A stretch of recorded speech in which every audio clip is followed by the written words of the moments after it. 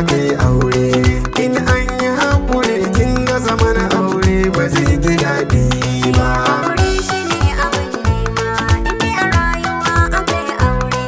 In an yi haƙuri kaga zaman aure ba zai yi rauni ba. Haƙuri shi ne abin nema, inda a rayuwa akai aure. In an yi haƙuri kun ga zaman aure ba zai yi rauni ba.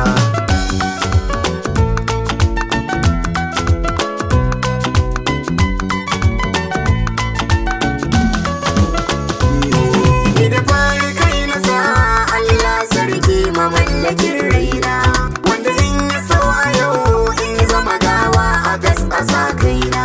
Sai ranka duk da gawa manzo dan Ali na gatana, kaɗa da Ali da sahabbai masu san macecina. Rabu gwani ka sa da mu inuwarsa da ba kamar sarai tsayewa.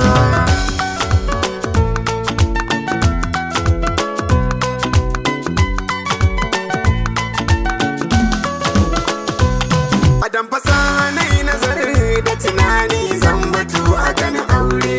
Tunda kun ga mun sani manzo na dan Ali ne aure. To kun ga dukkanin musulmi zai fi kyau yayo aure. In mun yi sai mu sa haƙuri a cikinsa dan ya zama kyaure. Duk abin da babu kyau a cikinsa mu bar shi zai fi dacewa.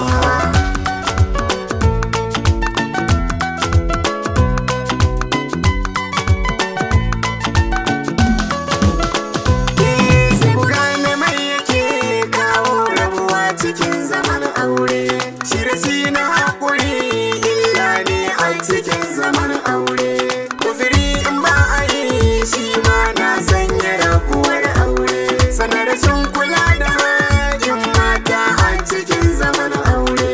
Haka maza muke kula mu riƙe aure mu samu dacewa.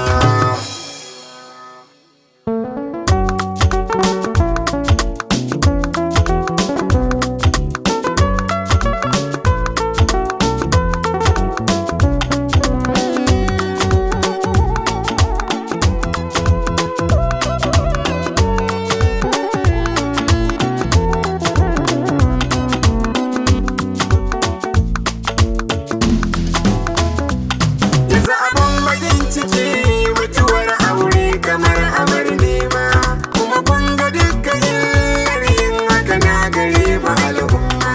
Inda mun ji gaskiya mun dau ƙarya a dona alfarma.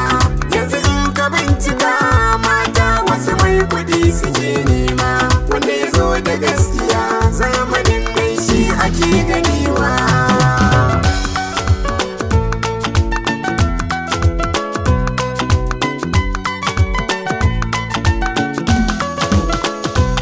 Duk abin da haƙuri bai baka bai rashin sabari ba. Zai fi kyau ma'aurata mu riƙe auren mu ba da wasa ba.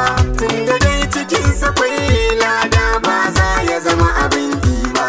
Mutuwarsa babu daɗi kuma ba za ta zama abar so ba. Duk abin da babu kyau a cikinsa mu bar shi zai fi dacewa.